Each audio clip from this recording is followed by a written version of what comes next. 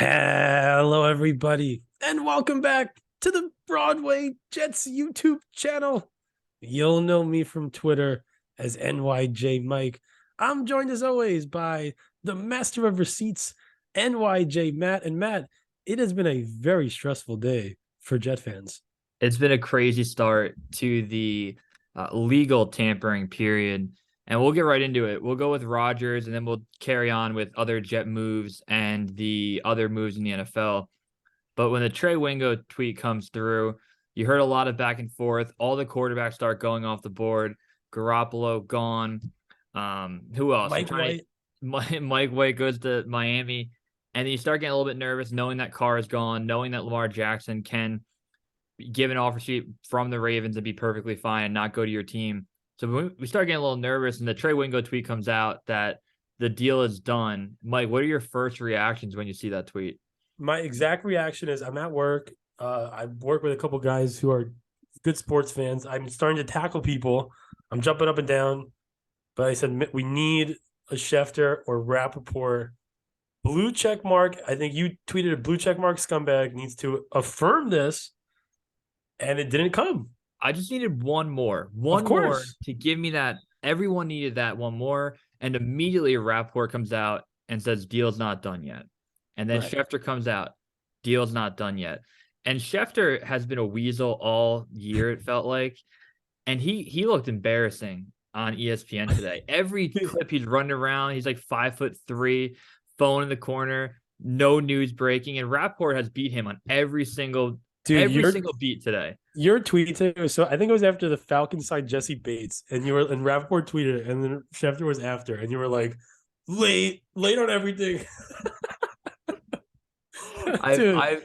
I've taken some strays at people that I apologize for. Connor Hughes got a stray like an hour ago. Yeah. Felt bad about that.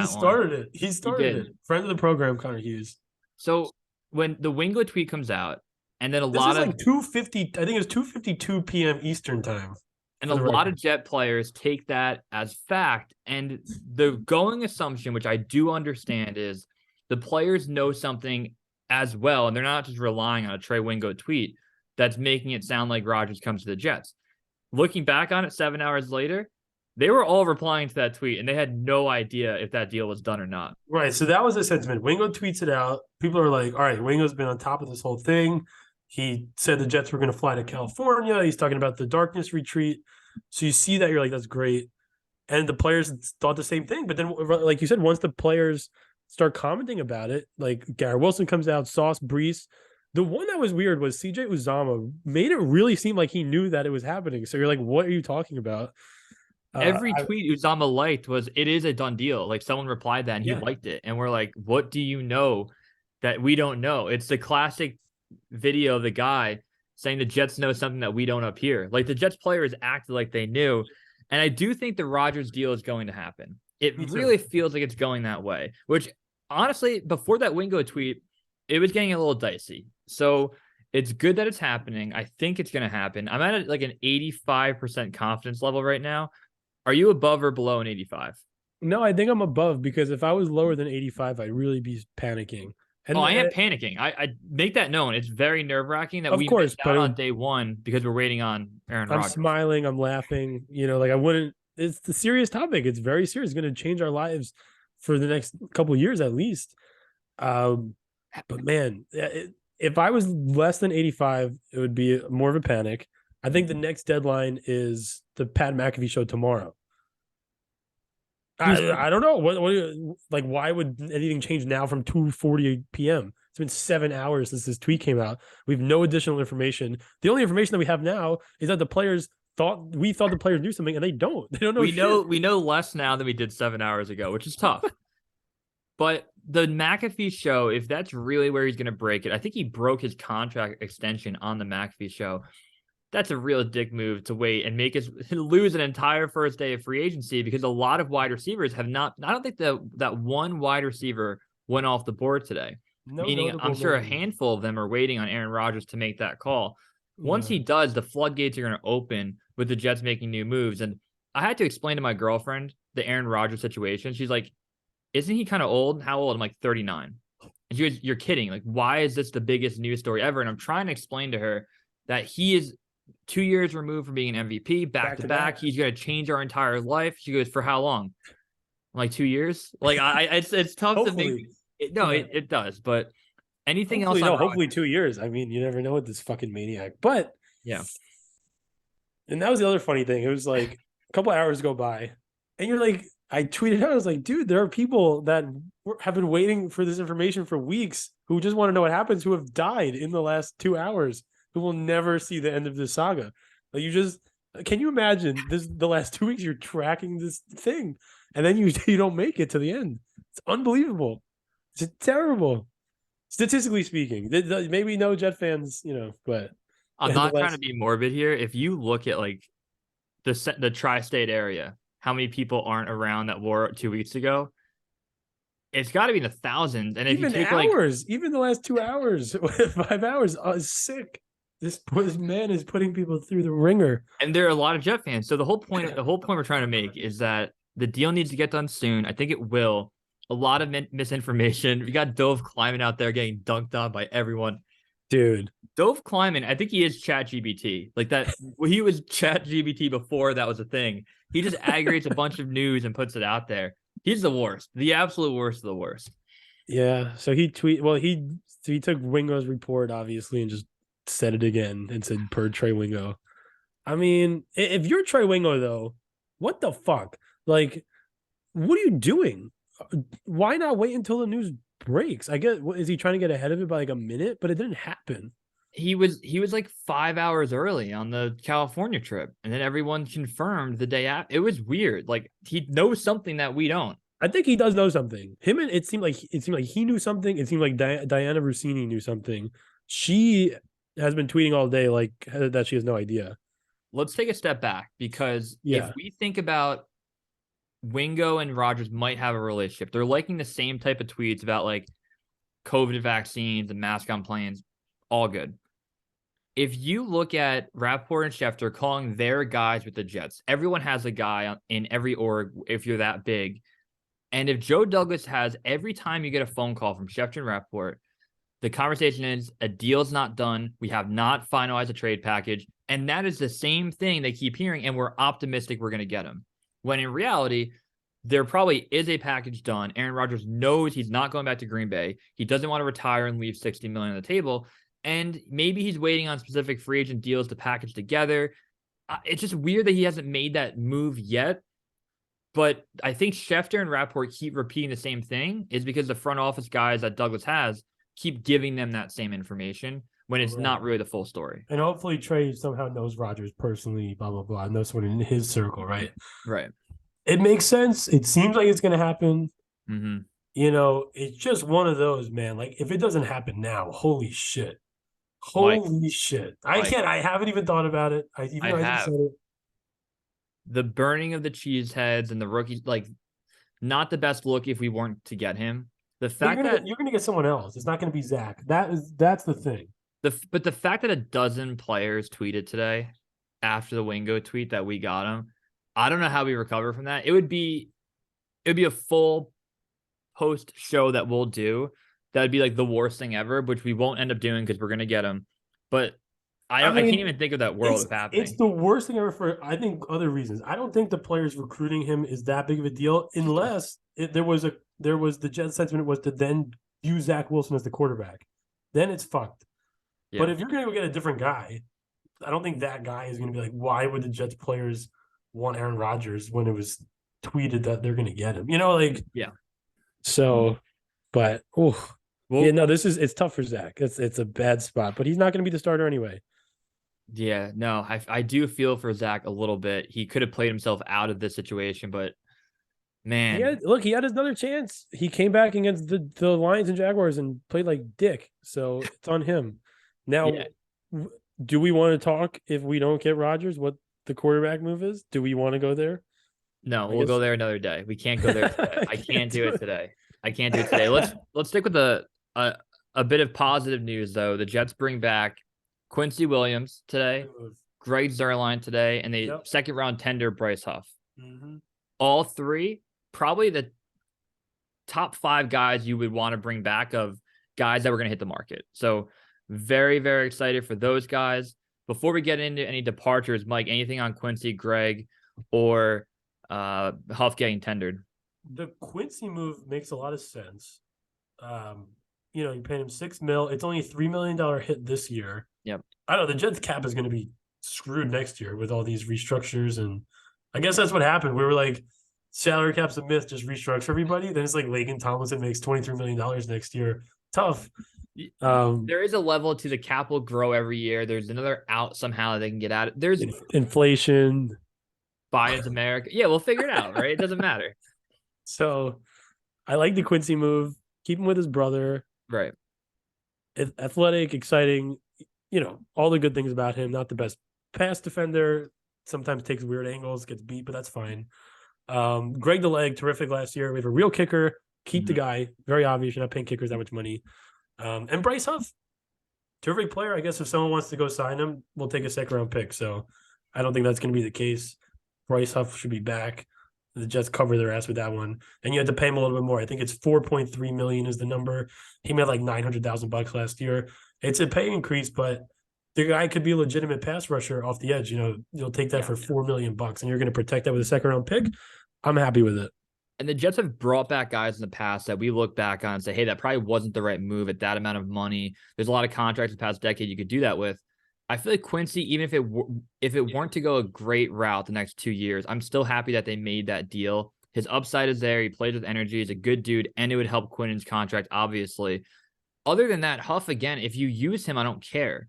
But you need to start bringing him more into the situation. You can't do 20% snaps a game, 15% snaps a game. You got to let him play a little more if you're going to second round tender him. So hopefully they'll add him to the mix a little bit more. So you wonder what this means for Carter Lawson. Because again, the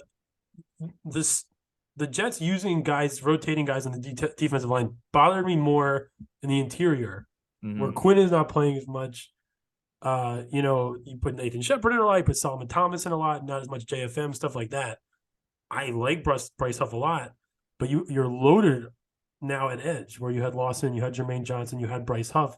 So, some guys have to play. So it'll be interesting to see what they do with Lawson, who's due $15 million. He's a potential cut candidate, or maybe you could extend him something similar to what the Bills did with Matt Milano and free up some cap space that way.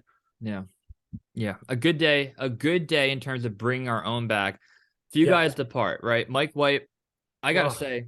So sad. Most Jets Twitter gets it. There's a weird sentiment of fuck him. He was 2-4. Mike White did his role as a backup, played with big balls, got hurt, came back. Did he get hurt a little too much? Yeah, but a weird moment where his forearm stops working and then Buffalo gets murdered 500 times. So Mike White is the epitome of a guy that we'll look back on 15 years from now and say that those 2 weeks were special, gave us a good run, almost brought us back into a playoff race this year. I have nothing but good things to say about Mike White. I hope he doesn't succeed in Miami, but does great elsewhere. Is that mean?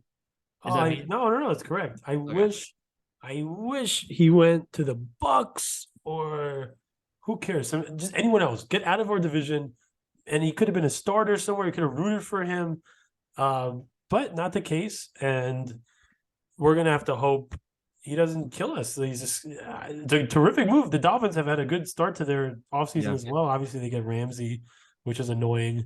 But every year Miami spends so much money and these crazy guys, and then you're like, okay, now they're gonna not do that, and then they give a backup quarterback. What? How much did he get? 2 years, 16 mil. They're paying Ramsey whatever it is. Yeah, it feels weird. But what are the odds that we play Mike? What are the odds we play Mike White next year? High, very high. We played a backup quarterback twice with the Dolphins last year, so it would have been Mike White twice. Sick. You're right. And then very recently, Connor McGovern to the Lions. I didn't see that. Fuck.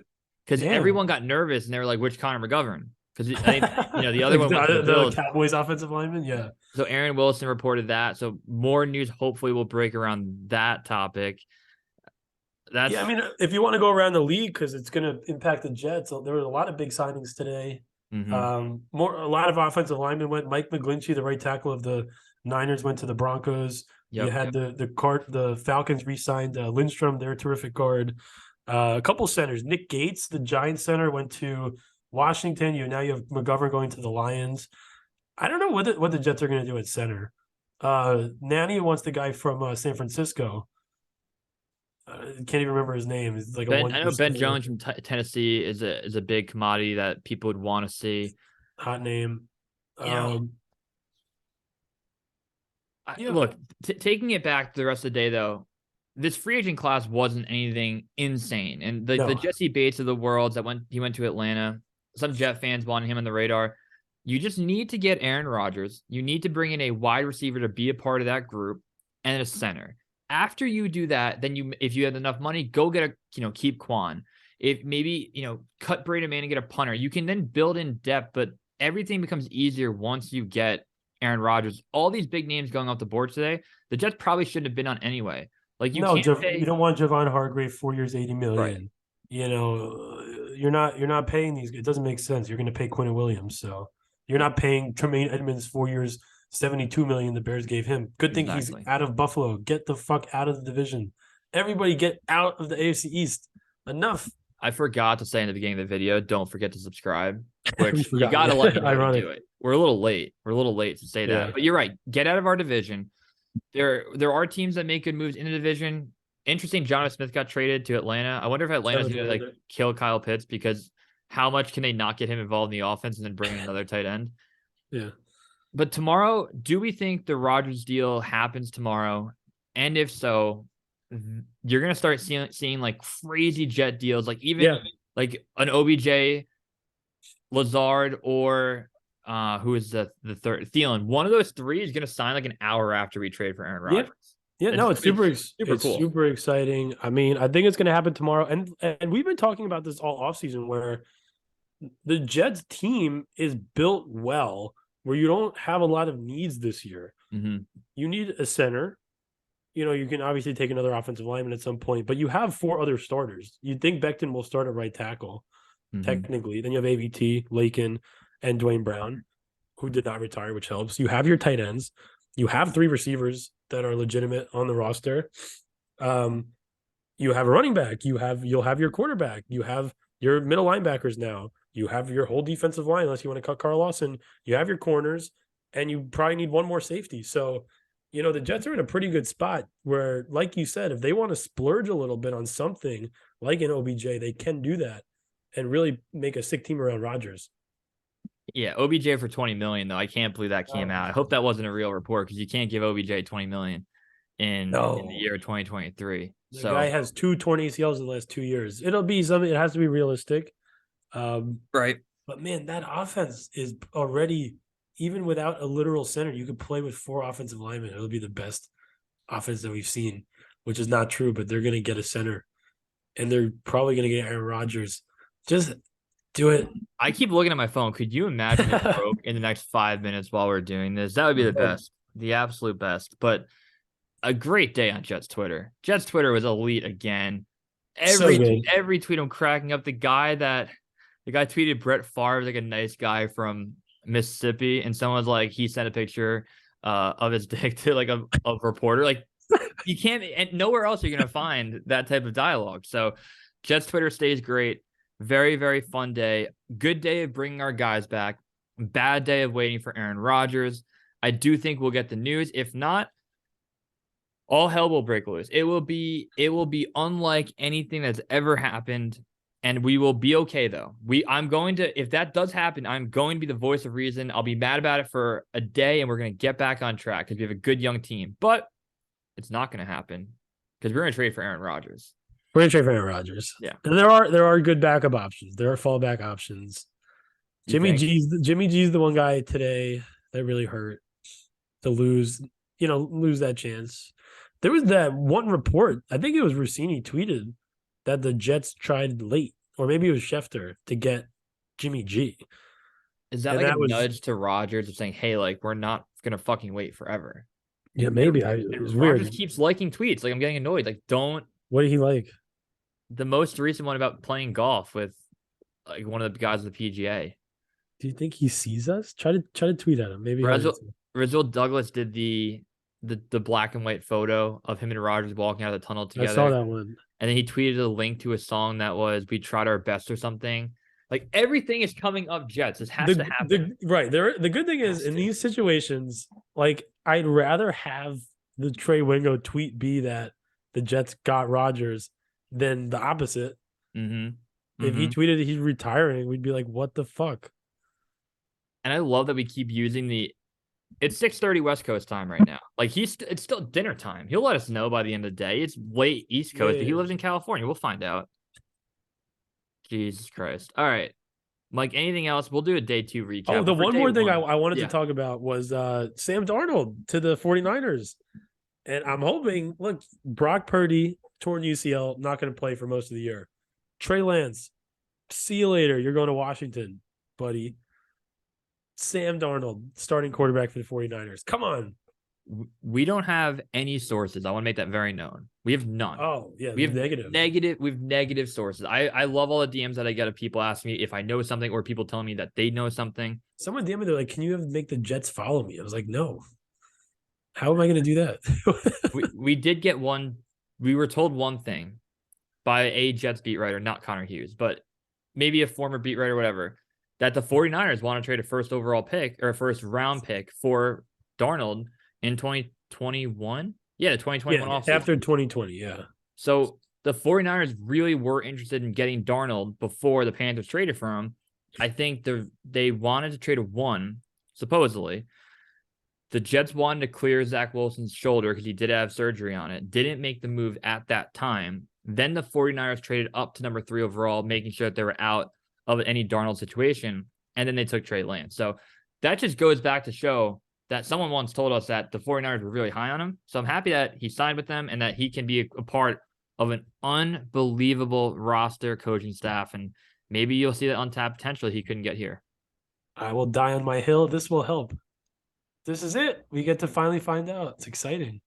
Mike, very, very fun episode. If you did make it this far, don't forget to hit subscribe. We'll be back tomorrow. Mike, I'd love for the news tomorrow. Break. Come on. Come on. Tonight, tomorrow, something. Give it to us. I'll talk to you soon, buddy. All right.